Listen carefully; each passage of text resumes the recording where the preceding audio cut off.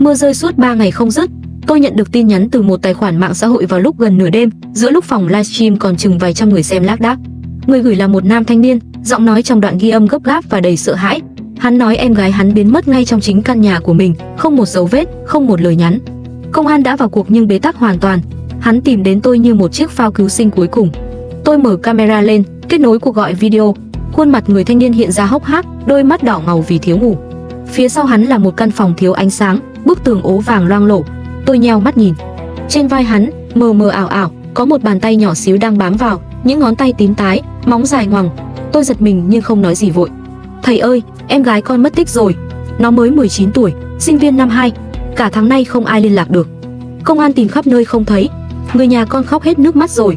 Thầy làm ơn xem giúp con, nó còn sống không? Hay đã. Tôi gật đầu, bảo hắn gửi tên, ngày sinh và một tấm ảnh chân dung gần nhất. Dữ liệu hiện lên. Tôi mở ứng dụng, gieo quẻ Lục Hào ngay trên màn hình phụ cho người xem cùng theo dõi. Quẻ Gia Thủy Địa Tỷ, Hào Nam Động, Lâm Câu Trần, ám động hóa xuất quan quỷ. Cung huynh đệ bị khắc chế nặng nề. Cung Điền Trạch lại vượng tướng nhưng mang sát khí. Tôi trầm giọng, em gái cậu đã qua đời rồi. Người thanh niên cứng người, đôi mắt mở to hết cỡ, rồi bưng mặt khóc như một đứa trẻ. Nhưng tôi còn chưa dừng. Tuy nhiên, điều đáng sợ không phải là cô ấy chết, mà là nơi cô ấy chết không phải là nơi cô ấy đang ở. Kênh chat bắt đầu nhảy loạn, những dòng bình luận nghi hoặc, lo lắng đan xen. Tôi nhìn sâu vào màn hình và đôi mắt của người thanh niên, rồi hỏi, trong nhà cậu có một cái gương soi to, đặt ở đâu? Hắn ngẩng lên, kinh ngạc. Dạ, nhà con có một cái tủ áo 3 buồng, mặt tủ là gương soi to lắm.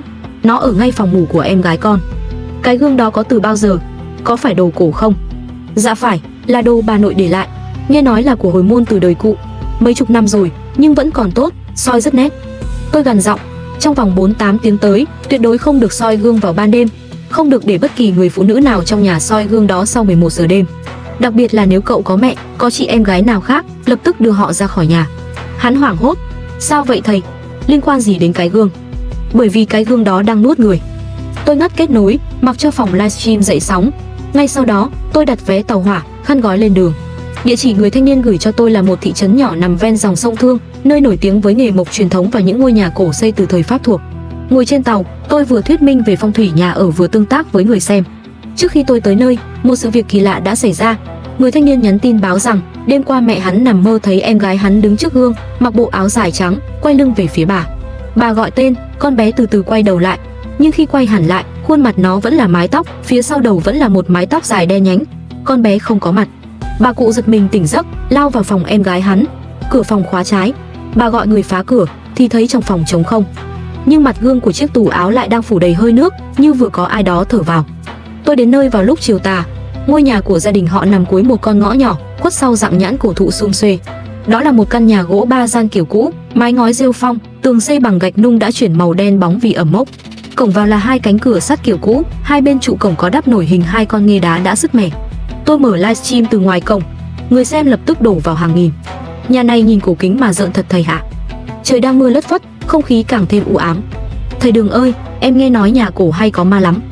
Tôi vừa đi vừa phân tích cho khán giả.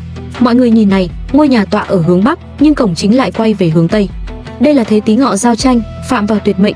Nhà có 2 lớp cửa, lớp ngoài bằng sắt, lớp trong bằng gỗ lim, đúng là kiểu nhà quan lại thời xưa. Nhưng cây nhãn trước nhà lại trồng chắn ngay giữa cổng và cửa chính, tạo thành thế một cây đâm thẳng vào tâm nhà, gọi là độc mộc xuyên tâm, cực kỳ hung. Người thanh niên tên Hưng đã đứng đợi sẵn ở cổng. Hắn trông còn tiều tụy hơn trong video. Dẫn tôi vào nhà, hắn chỉ lên gian thờ chính giữa. Trên bàn thờ tổ tiên bày la liệt bát hương, bài vị, nhưng có một chi tiết khiến tôi chú ý. Phía sau bát hương chính, khuất sau lớp khói nhang nghi ngút, là một tấm gương tròn nhỏ, đường kính chừng 2 gang tay, đặt úp mặt xuống mặt bàn thờ. Sao lại úp gương trên bàn thờ? Tôi hỏi. Hưng lắc đầu. Con không biết, bà nội con làm vậy từ hồi con còn nhỏ. Bà bảo là để trấn gì đó, không được lật lên. Bà nội cậu còn sống không? Bà mất cách đây 3 năm rồi. Trước khi mất, bà dặn mẹ con phải giữ cái gương đó nguyên vị trí, tuyệt đối không được xê dịch. Tôi bước lại gần bàn thờ, cúi xuống quan sát tấm gương úp. Vành gương bằng bạc đã xỉn đen, mặt sau tráng thủy ngân đã loang lổ những vệt ố vàng. Dọc theo mép gương có khắc một hàng chữ Hán nhỏ li ti. Tôi nheo mắt đọc, kính chiếu tam giới, môn thông cửu tuyển. Tôi lập tức lùi ra xa. Cái gương này là đồ của thầy Pháp. Nó không phải gương soi thông thường, mà là pháp khí dùng để phong ấn một thứ gì đó. Câu chữ khắc trên vành gương có nghĩa là gương soi 3 cõi, cửa thông 9 suối. Đây là một món đồ dùng để ngăn cách âm dương. Tôi quay sang hỏi Hưng, còn cái tủ gương trong phòng em gái cậu đâu? Hưng dẫn tôi qua gian bên trái, đẩy cánh cửa gỗ sơn xanh đã bong tróc. Căn phòng nhỏ nhưng được bài trí gọn gàng. Chiếc tủ áo 3 buồng bằng gỗ gụ đặt áp sát tường phía đối diện cửa ra vào. Tấm gương soi gắn liền trên mặt tủ chiếm gần hết diện tích cánh cửa, cao hơn 1,5 mét, rộng chừng 80 phân. Điều kỳ lạ là mặt gương vẫn sáng bóng, không hề có dấu hiệu của thời gian, phản chiếu hình ảnh rõ nét đến từng chi tiết. Tôi đến gần, đưa tay lên mặt gương. Ngay khi đầu ngón tay vừa chạm vào, tôi lập tức rụt lại như bị bỏng. Mặt gương lạnh buốt, lạnh hơn nhiệt độ bình thường của một tấm kính trong phòng kín. Tôi cúi xuống nhìn kỹ mép dưới của tấm gương, nơi tiếp giáp với khung gỗ. Ở đó có một vệt nước đọng, từ từ rỉ ra, chảy thành dòng nhỏ xuống sàn nhà. Dòng nước ấy không phải nước thường, mà sánh đặc, tanh mùi bùn ao. Tôi hạ giọng, vừa nói với Hưng vừa nói với khán giả. Người ta bảo gương là cửa sổ của linh hồn, nhưng cái gương này không phải cửa sổ, mà là một cánh cửa. Nó đang mở ra một không gian khác, và thứ bên trong đó đã chui ra ngoài rồi. Người xem ồ lên kinh sợ. Hưng mặt cắt không còn giọt máu. Tôi hỏi hắn, em gái cậu trước khi mất tích có biểu hiện gì lạ không? Có hay đứng trước gương hàng giờ không? Có hay nói chuyện một mình không? Hưng run run.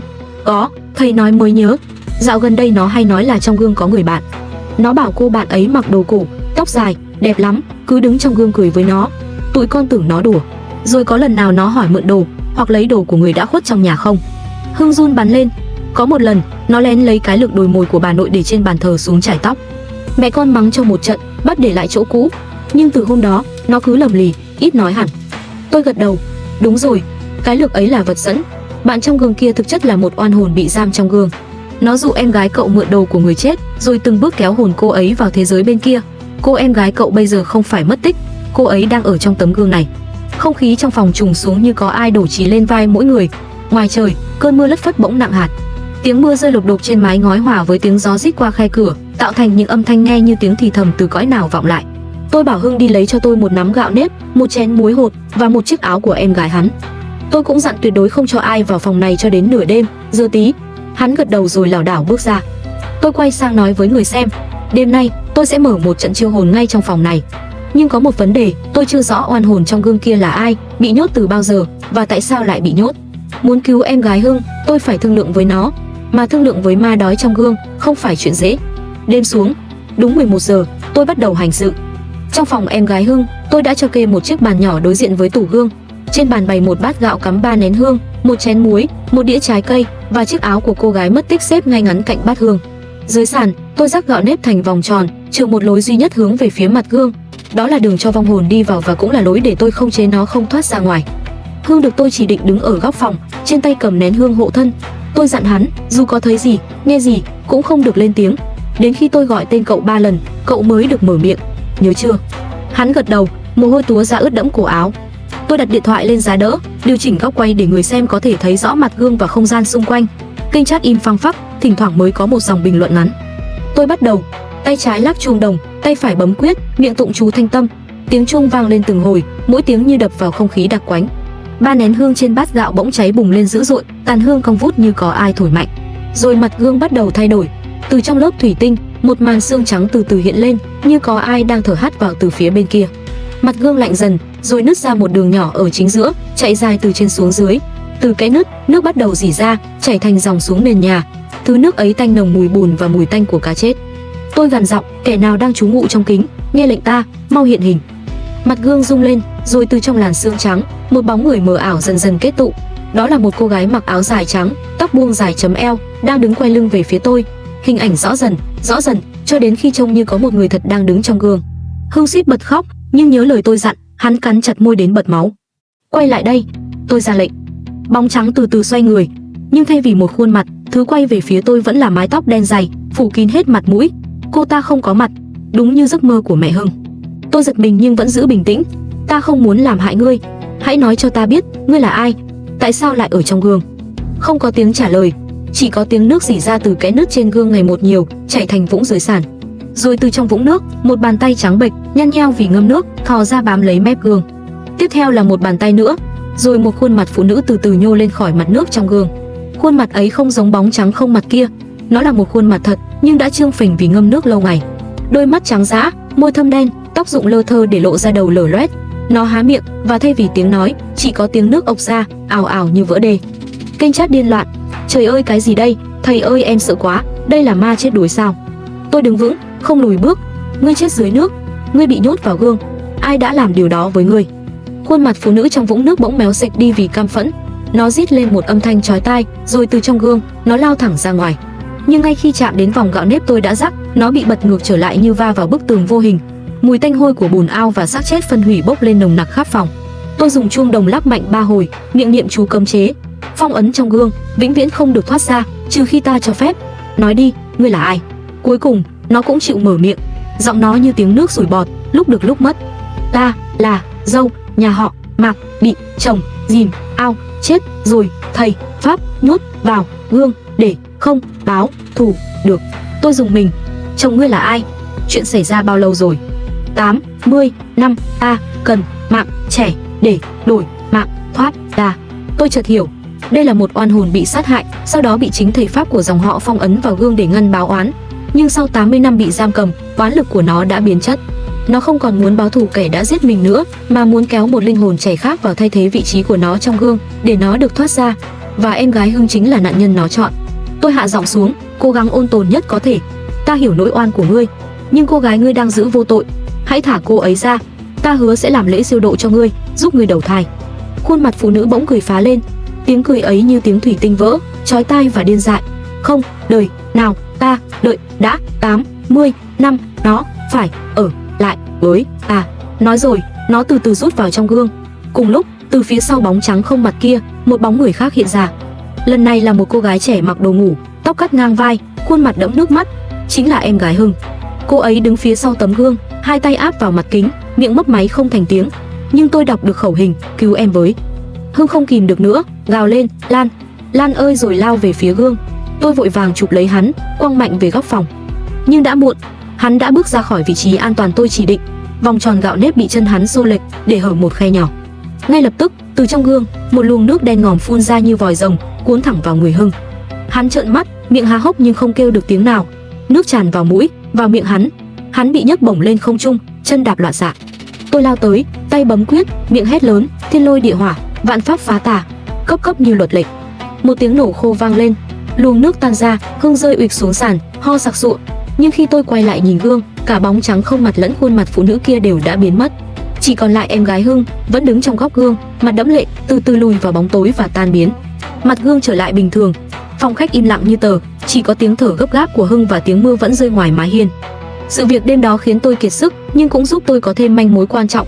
Oan hồn trong gương là một phụ nữ bị chồng sát hại khoảng 80 năm trước. Bà ta mang họ Mạc. Muốn giải thoát cho em gái Hưng, tôi phải tìm ra danh tính thật của bà ta, tìm thấy hài cốt và siêu độ đúng cách. Sáng hôm sau, tôi nhờ Hưng dẫn đến nhà thờ tổ của dòng họ. Đó là một ngôi nhà 3 gian nằm ở đầu làng, nơi lưu giữ gia phả và các bài vị của dòng họ suốt hơn trăm năm qua. Ông Từ trông coi nhà thờ là một cụ già ngoài 70, râu tóc bạc phơ. Nghe tôi hỏi về một người phụ nữ họ Mạc làm dâu nhà này khoảng 80 năm trước, cụ ta biến sắc mặt. Cậu hỏi chuyện đó làm gì? Chuyện cũ cả đời người rồi, đừng đào lên nữa. Nhưng trước sự nài nỉ của tôi và Hưng, cuối cùng cụ cũng chịu kể. Khoảng năm 1944 đến 1945, một người đàn ông trong dòng họ tên là Mạc Văn Quỳnh cưới vợ lẽ. Bà vợ lẽ tên là Liễu, người làng bên cạnh. Nhưng cưới được nửa năm thì bà Liễu bỗng dưng mất tích. Người chồng khai rằng bà ta bỏ đi với người tình, nhưng dân làng đồn rằng chính ông ta đã giết vợ, dìm xác xuống ao sau nhà. Ao nhà ông Quỳnh sau này được lấp đi, xây nhà mới lên trên. Nhưng đêm đêm, người ta vẫn nghe thấy tiếng phụ nữ khóc dưới nền nhà. Con cháu ông Quỳnh sau đó lần lượt gặp tai ương. Ông ta phải mời thầy pháp về trấn yểm. Thầy pháp đã làm một cái gương phong ấn, đặt lên bàn thờ tổ, úp mặt xuống và dặn rằng bao giờ trong dòng họ không còn ai sống ở đất này nữa mới được lật gương lên. Nhưng thầy pháp ấy đã không ngờ rằng trong gia đình lại có một cái tủ gương khác, cái tủ mà sau này trở thành nơi trú ngụ thứ hai của oan hồn bà Liễu. Mặt gương úp trên bàn thờ phong ấn thân xác, nhưng linh hồn thì theo thời gian đã tìm được đường sang chiếc tủ gương trong phòng ngủ của các thế hệ con gái trong nhà. Và giờ đến lượt em gái Hưng. Tôi hỏi cụ Từ, hài cốt bà Liễu hiện giờ ở đâu? Cụ Từ trầm ngâm một lúc rồi đáp, có lẽ vẫn ở dưới nền ngôi nhà cũ được xây trên cái ao năm xưa. Nhưng ngôi nhà đó giờ bỏ hoang lâu rồi, không ai dám ở. Tôi nhờ Hưng dẫn đường. Căn nhà hoang nằm ở rìa làng, khuất sau vườn chuối rậm rạp. Đó là một ngôi nhà gạch cũ kỹ, mái đã sập một nửa, cửa gỗ mục nát. Mùi bùn ao tanh thối bốc lên nồng nặc dù xung quanh toàn là đất khô. Giữa nền nhà có một chỗ đất lún sâu, nước đọng vũng nhỏ màu đen ngòm, không bao giờ khô cạn dù trời nắng chang chang. Đây rồi, tôi nói với Hưng và những người xem đang theo dõi livestream. Oan hồn bà Liễu bị chôn ở đây 80 năm, không được siêu độ, không mộ phần, không hương khói. Oán khí tích tụ lâu ngày đã biến bà ta thành một oan hồn cực mạnh. Muốn cứu em gái cậu, tối nay tôi phải đào hài cốt bà ta lên, làm lễ an táng đàng hoàng. Người xem xôn xao. Đào mộ giữa đêm sao? Sợ quá thầy ơi. Nhưng mà tội cho bà Liễu thật, bị giết rồi bị nhốt suốt mấy chục năm. Thầy đừng cẩn thận, ma nữ trong gương hung dữ lắm. Tôi gật đầu. Đúng vậy, đêm nay sẽ rất nguy hiểm. Bởi vì khi chúng ta động vào hài cốt, oan hồn trong gương sẽ nổi giận. Nếu không cẩn thận, không chỉ em gái Hưng mà chính chúng ta cũng sẽ bị kéo vào trong gương. Tôi quay sang Hưng. Cậu về nhà chuẩn bị cho tôi một chiếc quách gỗ nhỏ, vải trắng và một bộ quần áo phụ nữ mới. Còn tôi sẽ chuẩn bị trận pháp. Buổi chiều trôi qua trong sự hồi hộp tột độ. Tôi vẽ bùa, chuẩn bị đàn cúng và lập một trận pháp bát quái ngay trên nền căn nhà hoang. Người dân trong làng nghe tin cũng kéo đến đứng vây quanh từ xa, không ai dám lại gần. Tôi phải nhờ họ giải tán bớt vì âm khí ở đây quá nặng, có thể ảnh hưởng đến những người yếu vía. Đúng 12 giờ đêm, giờ tí, tôi bắt đầu nghi thức. Tôi đặt bát hương xuống cạnh vũng nước đen, thắp 7 nén hương cắm theo hình bắt đầu thất tinh. Chiếc quách gỗ nhỏ đặt phía sau, phủ vải trắng. Tôi cầm xẻng, tự tay đào xuống chỗ đất lún. Hưng đứng bên cạnh, tay cầm đèn pin run lẩy bẩy. Đào được chừng nửa thước, xẻng chạm phải vật cứng. Tôi cúi xuống, dùng tay bới đất và thấy một mảnh xương ống chân đã ngả màu đen bóng vì ngâm bùn. Tôi tiếp tục đào, cẩn thận gom từng mảnh xương đặt vào quách. Toàn bộ quá trình được livestream trực tiếp. Người xem hàng nghìn người nhưng không ai bình luận, chỉ lặng lẽ theo dõi. Khi mảnh xương cuối cùng được đặt vào quách, bỗng nhiên từ phía nhà Hưng, cách đó mấy trăm mét, vọng lại một tiếng thét chói tai. Đó là tiếng của mẹ Hưng. Hưng hoảng hốt định chạy về, nhưng tôi giữ lại. Không được, còn một bước nữa thôi, phải niệm chú siêu độ ngay, nếu không oan hồn sẽ phá được phong ấn trên gương. Tôi vội vàng niệm chú, tay rải gạo nếp lên quách, miệng tụng bài vãng sanh. Tiếng tụng vang lên trong đêm tối, hòa cùng tiếng gió rít qua khu vườn hoang. Quách gỗ bỗng rung lên bần bật. Từ vũng nước đen cạnh đó, một cột nước phun cao, và trong cột nước ấy, tôi nhìn thấy khuôn mặt bà Liễu. Nhưng lần này không còn dữ tợn, bà ta đang khóc. Những giọt nước mắt hòa vào nước ao đen ngòm, và khuôn mặt bà từ từ tan ra, như một bức tranh bị nước cuốn trôi. Tôi tiếp tục niệm chú cho đến khi quách gỗ ngừng rung, cột nước hạ xuống, và không khí xung quanh trở nên nhẹ bẫng. Tôi biết bà Liễu đã được giải thoát. Nhưng câu chuyện chưa kết thúc. Tôi vội vàng cùng Hưng chạy về nhà. Căn phòng của em gái Hưng bị khóa trái từ bên trong. Mẹ Hưng đứng ngoài, mặt cắt không còn giọt máu, chỉ tay run run vào cánh cửa. Tôi ghé tai vào nghe, bên trong có tiếng khóc nhỏ, tiếng khóc của một cô gái trẻ. Lan, Lan, mở cửa ra. Hưng đập cửa điên cuồng, nhưng không ai trả lời. Tiếng khóc vẫn đều đều, não nề. Tôi bảo Hưng tránh ra, rồi dùng bùa lôi công áp lên ổ khóa.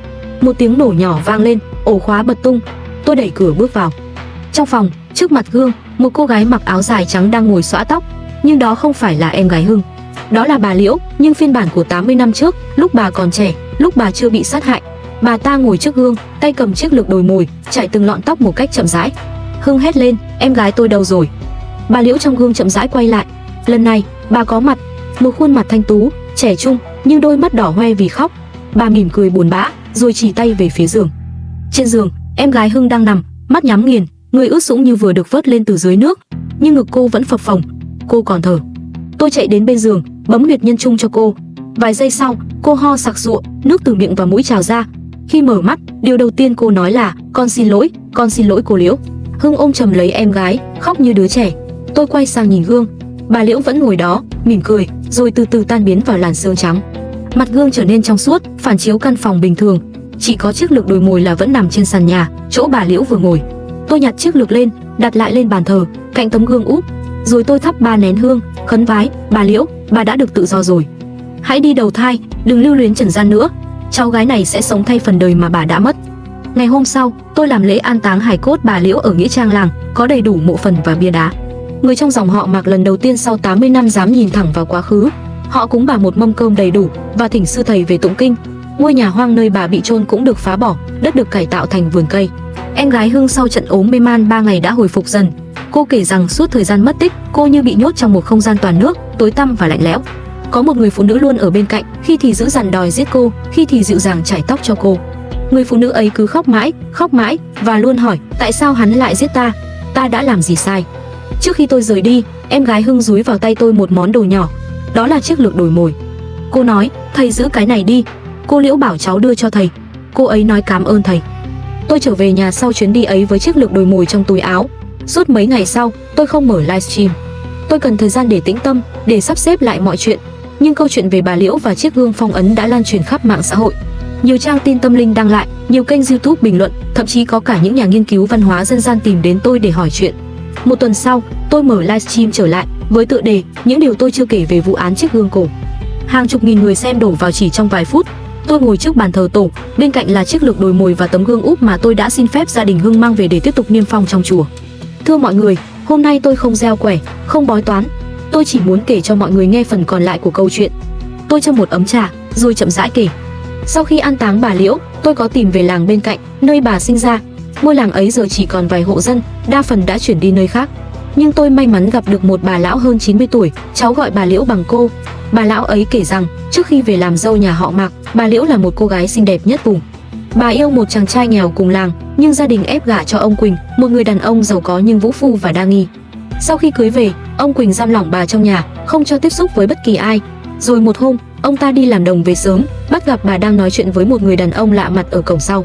Thực ra đó chỉ là một người bán vải dạo, nhưng ông Quỳnh nổi cơn ghen, đánh bà túi bụi rồi nhấn đầu bà xuống ao cho đến khi bà không cử động nữa. Sau đó, ông ta dựng chuyện bà bỏ đi với người tình, rồi lấp ao, xây nhà mới. Nhưng từ đó, nhà ông ta không lúc nào yên ổn. Những đêm trăng, người ta thấy một bóng trắng bay trên mặt ao cũ, tiếng khóc vọng ra từ gầm giường. Đồ đạc tự nhiên dịch chuyển, và tất cả những đứa con gái sinh ra trong dòng họ đều gặp vận hạn trước tuổi 20. Tôi dừng một lát, uống một ngụm trà, rồi tiếp tục. Bà Liễu khi còn sống là một phụ nữ hiền lành, chưa từng làm hại ai, nhưng cái chết oan ức và sự giam cầm suốt 80 năm đã biến bà thành một oan hồn đầy thù hận. Bà tìm đến những cô gái trẻ trong dòng họ không phải vì muốn hại họ, mà vì bà muốn có một người bạn. Bà cô đơn. Phòng livestream lặng đi, rất ít bình luận. Tôi biết người xem đang lắng nghe, đang đồng cảm. Em gái Hưng kể với tôi rằng, trong suốt thời gian bị giam trong gương, bà Liễu đã kể cho cô nghe rất nhiều chuyện. Về tuổi thơ của bà bên dòng sông Thương, về mối tình đầu dang dở, về nỗi sợ hãi mỗi khi nghe tiếng chồng về nhà, và về giây phút cuối cùng khi nước ao lạnh buốt tràn vào phổi, bà vẫn nhìn thấy bầu trời xanh qua làn nước đục. Bà chỉ muốn được sống, được tự do, được yêu thương. Tôi nhẹ nhàng cầm chiếc lược đồi mồi lên, soi dưới ánh đèn. Chiếc lược này là kỷ vật duy nhất của bà. Nó theo bà từ nhà cha mẹ đẻ về nhà chồng, rồi theo bà xuống mộ nước. Sau khi bà chết, người ta vớt được nó dưới ao, và con dâu đời sau đã đặt lên bàn thờ tổ tiên. Chính chiếc lược này đã trở thành vật dẫn, kết nối oan hồn bà với thế giới bên ngoài. Và cũng chính chiếc lược này đã cứu em gái Hưng, vì nhờ nó mà bà Liễu cảm thấy mình vẫn còn một chút gì đó của nhân gian, chưa hoàn toàn biến thành quỷ dữ. Người xem bắt đầu bình luận trở lại, những dòng chia sẻ, những lời cầu nguyện, những giọt nước mắt. Tôi đặt chiếc lược xuống, chắp tay trước bàn thờ. Hôm nay, tôi sẽ làm một việc cuối cùng cho bà Liễu. Tôi sẽ gửi chiếc lược này vào chùa để các sư thầy tụng kinh cầu siêu cho bà hàng ngày. Còn tấm gương phong ấn, tôi sẽ niêm phong vĩnh viễn trong hậu điện, không cho bất kỳ ai mở ra nữa. Tôi thắp 3 nén nhang, khấn nhỏ một hồi, rồi đặt chiếc lược vào một chiếc hộp gỗ nhỏ, bọc vải đỏ. Sau đó, tôi đứng dậy, nhìn thẳng vào camera. Thưa mọi người, câu chuyện về chiếc gương cổ và oan hồn bà Liễu đến đây là kết thúc. Nhưng tôi muốn nhắn nhủ một điều, trên đời này, ma quỷ thực sự không đáng sợ bằng lòng người. Bà Liễu bị chồng sát hại, bị phong ấn suốt 80 năm, nhưng cuối cùng bà vẫn chọn tha thứ. Bà không bắt em gái Hưng ở lại với mình, mà trả cô ấy về cho gia đình. Sự độc ác của con người đã tạo ra oan hồn, nhưng chính tình người đã giải thoát oan hồn ấy. Tôi cúi chào. Cảm ơn mọi người đã đồng hành cùng tôi trong suốt hành trình này. Tôi là chú Ba, người kể chuyện tâm linh cho những ai cần lời giải đáp và sự an ủi. Nếu quý vị thấy câu chuyện này ý nghĩa, hãy để lại bình luận, chia sẻ với bạn bè và đừng quên theo dõi kênh để đón xem những tập tiếp theo. Chú Ba kể chuyện ma, nơi tâm linh và nhân gian giao hòa. Tôi dừng một nhịp, rồi nói thêm bằng giọng trang trọng. Xin lưu ý rằng tất cả nội dung trong video này đều là sản phẩm hư cấu, được xây dựng dựa trên các truyền thuyết dân gian và văn hóa tâm linh Việt Nam. Chúng tôi không cổ suý cho mê tín dị đoan, không khuyến khích các hành vi trái pháp luật hay gây hoang mang dư luận. Mọi tình tiết trong chuyện chỉ mang tính chất giải trí và suy ngẫm. Cuộc sống luôn cần lý trí sáng suốt và lòng nhân ái. Hãy yêu thương nhau khi còn có thể. Tôi tắt livestream, tiếng nhạc outro quen thuộc vang lên nhỏ dần. Ngoài trời, mưa đã tạnh từ lâu. Ánh trăng cuối tháng nhô lên sau rặng tre, soi sáng con ngõ nhỏ trước nhà. Tôi đứng dậy, cầm hộp gỗ đựng chiếc lược đồi mồi, bước ra ngoài. Đêm ấy, tôi đi bộ ra chùa cách nhà 3 cây số. Sư trụ trì đã đợi sẵn ở cổng chùa. Ông đón lấy chiếc hộp từ tay tôi, đặt lên bàn thờ Phật, rồi cùng tôi tụng một thời kinh vãng sanh. Tiếng mõ, tiếng chuông, tiếng tụng kinh vang vọng trong không gian tĩnh mịch của chốn thiền môn. Tôi nhìn làn khói nhang bay lên, thầm mong bà Liễu đã thực sự tìm được bến bờ an lạc. Trên đường về, tôi đi ngang qua một ao sen nhỏ. Mặt ao phẳng lặng như gương, phản chiếu ánh trăng vàng vọt. Tôi dừng lại một lát, nhìn xuống mặt nước. Trong hình ảnh phản chiếu, tôi thoáng thấy bóng một người phụ nữ mặc áo dài trắng, tóc dài chấm eo, đứng bên cạnh mình. Tôi không quay đầu lại, tôi chỉ mỉm cười, rồi cất bước. Gió đêm thổi nhẹ, mang theo mùi hương sen thoang thoảng. Ở một nơi nào đó, tôi tin rằng bà Liễu đã thực sự tự do. Câu chuyện trên là một tác phẩm hư cấu, được sáng tác dựa trên những họa tiết quen thuộc trong truyền thuyết dân gian Việt Nam về oan hồn, gương soi và nghiệp báo. Mọi tình tiết, nhân vật, địa danh đều không có thật. Nếu có sự trùng hợp nào với người thật việc thật, đó hoàn toàn là ngẫu nhiên. Nếu bạn yêu thích những câu chuyện tâm linh huyền bí, đừng quên để lại bình luận, chia sẻ cảm xúc và theo dõi kênh Chú Ba kể chuyện ma để không bỏ lỡ những tập tiếp theo. Hãy cùng tôi khám phá những góc khuất giữa thế giới người và cõi vô hình. Nội dung câu chuyện này chỉ mang tính chất giải trí và suy ngẫm. Chúng tôi không cổ suý cho mê tín dị đoan, không khuyến khích bất kỳ hành vi nào vi phạm pháp luật hay thuần phong mỹ tục. Người xem cần có cái nhìn tỉnh táo, lý trí và không nên bắt chước bất kỳ hành động nào trong chuyện.